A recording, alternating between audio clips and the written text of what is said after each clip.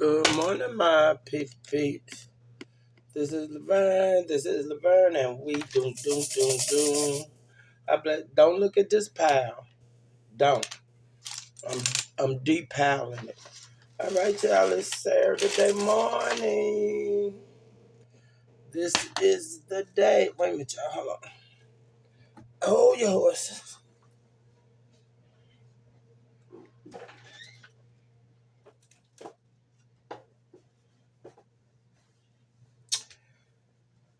This is the day that the Lord has made, and we will rejoice and be glad in it. He made today, because God is good. Yep. So, y'all,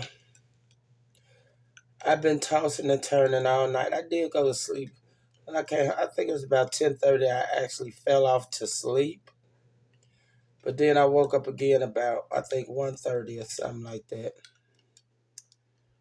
And then I dozed back off about 3:30.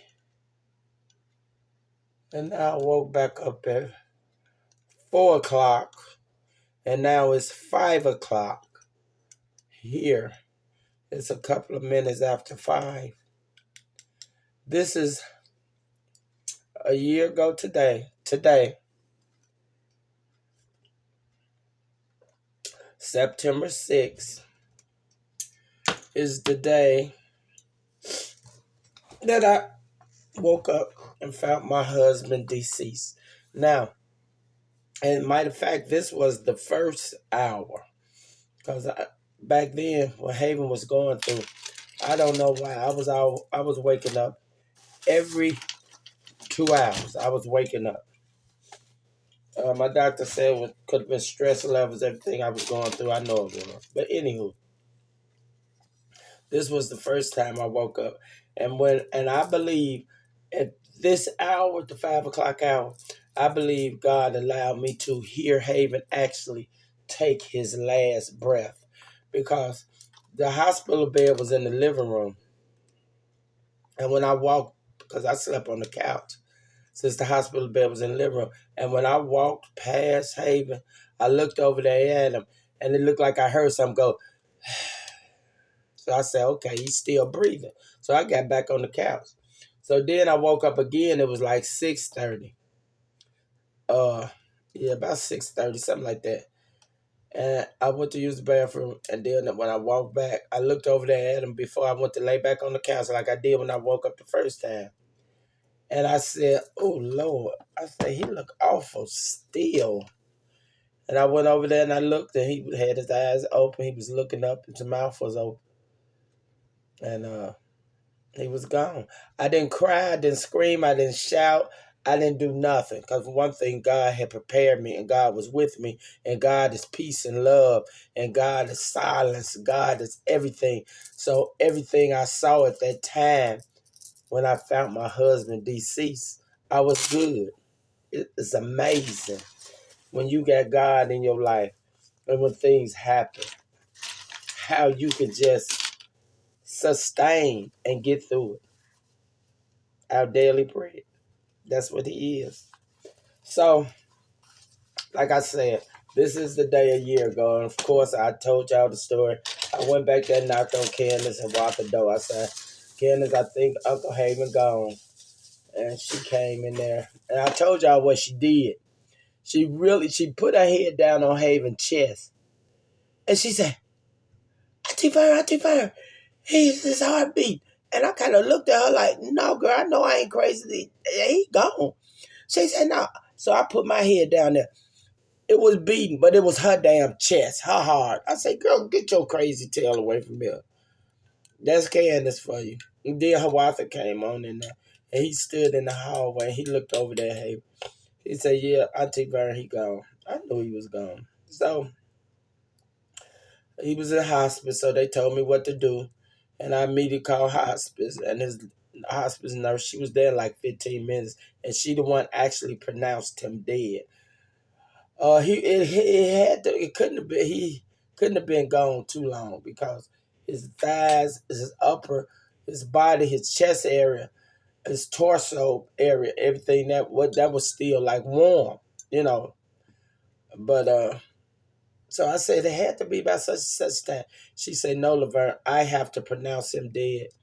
When I put this stethoscope to his chest and I hear nothing, that's when I have to state the time of his demise."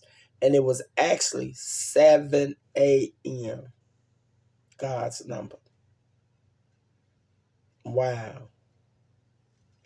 Yep. So my people, I know what I told y'all, but it's my world. It's my page. I do what I want to do.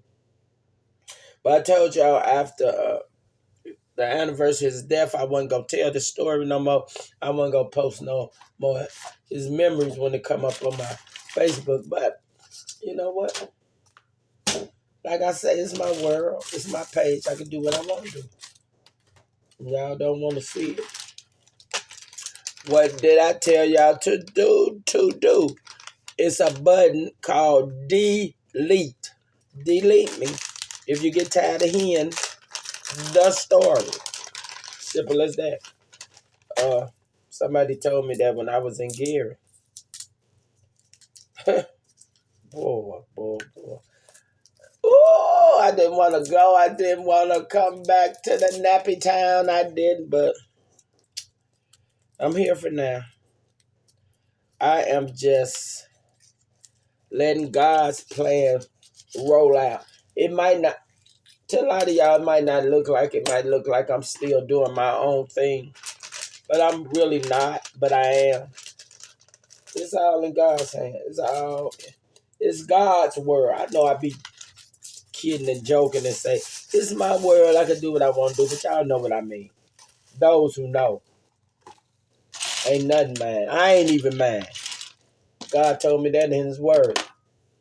He said, you not even your own, Laverne. You belong to me. And you know, that's another thing that kind of pisses me off about these guys and girls who sell these drugs and these game bangers and stuff talking about my turf. Baby, y'all better read y'all Bible, because my Bible says, God say, all the silver and gold and the earth and the fullness thereof is his. Okay, I might have missed a few words. I ain't trying to quote it just like the Bible, but y'all Bible scholars out there, y'all know what I mean. Yeah, and they talking about, this my turf. Don't be on my turf. Y'all better go ask somebody. Ain't nothing ours. Nothing. Even that house y'all in. Even them cars we driving. Nothing is ours. It all his. Just like our life. He just got here. We here for a little time. So anyway, y'all, I think that's why I've been tossing and turning all night, because do y'all believe in that? A lot of people say, and I kind of do now, because I think I went through it with the death of my first grandchild, baby George. You feel some kind of way around the time of a person's death, of your loved one, especially if they close to you. And I told somebody this the other day when I was in Gary. It was a situation, it was where I was at that time, and having a good time. But do y'all not know things that was happening where I was in Gary? It had happened before. What I mean by that, some people call it deja vu. Some people call it a step into the future. But the place where I was at, good time, good vibes. And every time something happened, I say, dog, this happened before. You know, just for that split second.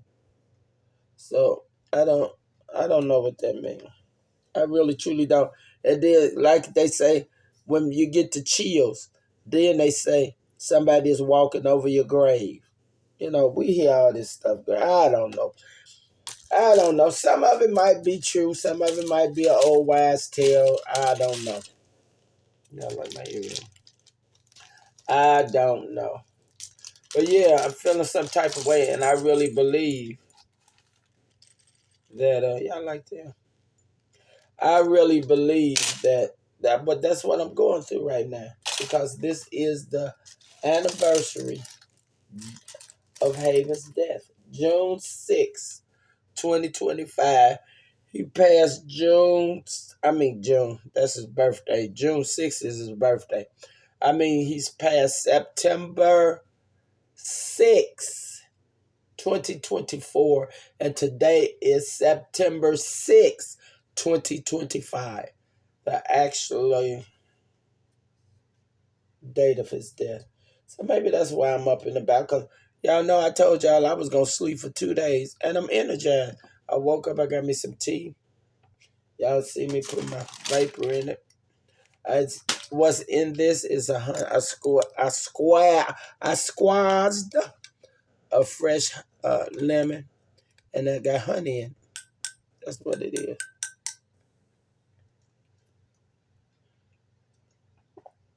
Because I'm definitely coming back around. My throat is not as sore. So I'm going to make it. I usually don't go to the doctor and stuff for colds. I really don't. Because I can always doctor on myself. And I get right. One time, it was years ago, I'm going to say 2 times. 2 times, actually, years ago, I actually had to go to the emergency room for a cold. I thought it was a cold, but I had early pneumonia. Early pneumonia, y'all. I didn't have full-blown pneumonia. No, it was early pneumonia. And it felt like I was finna die. So I was like, what do full-blown pneumonia feel like? They said, McDonald's, you don't want to know. And then one other time I went. No, it's 3 times, I guess. One other time I went, I could look like I could never catch my breath. So he said I had an upper respiratory infection. So he gave me stuff to clear that up. And then the last time I had to actually go to the doctor. I never forget, I was working at Majestic. I worked midnight. And I came home, I was feeling so bad. I said, hey, Miss, something ain't right. I went. I believe that time, because this is before Nut put it out there and said COVID-19. You know who Nut is. And when I went, they gave me this C-pack. It was an antibiotic. You got to take so many. And they thought I had an upper respiratory infection, which it was. But I know, as y'all know, that was COVID-19. That was COVID-19. Yep, that's what that was. Because I had never felt like that before in my life. I was like, hey, but what's wrong with me, baby? He said, well, just go to the emergency room. I said, I ain't. No, I didn't go to the emergency room. I went to the doctor. And he listened to me in my chest and everything. He gave me that C-pack. Yeah, so gotta fight it out. But look, y'all, I'll be right back because I don't want to make this video too long. This is going to be the second half of the anniversary of Haven's death video. Okay, because I still got a lot of videos I got and even posted from my birthday weekend trip. And see, I don't want to get ahead of myself doing this, and I still got that to post. But that's all right, because what? Y'all know me. I'm here. I'm there. I'm everywhere. I'm that peculiar person. I'm that person that my daughter say, Mama, you need a psychiatrist. You need a therapist. You need some prescription. Now, you need to leave me alone. That's what you need to do. I'm out of here. I love you guys. I'll be back. Part 2.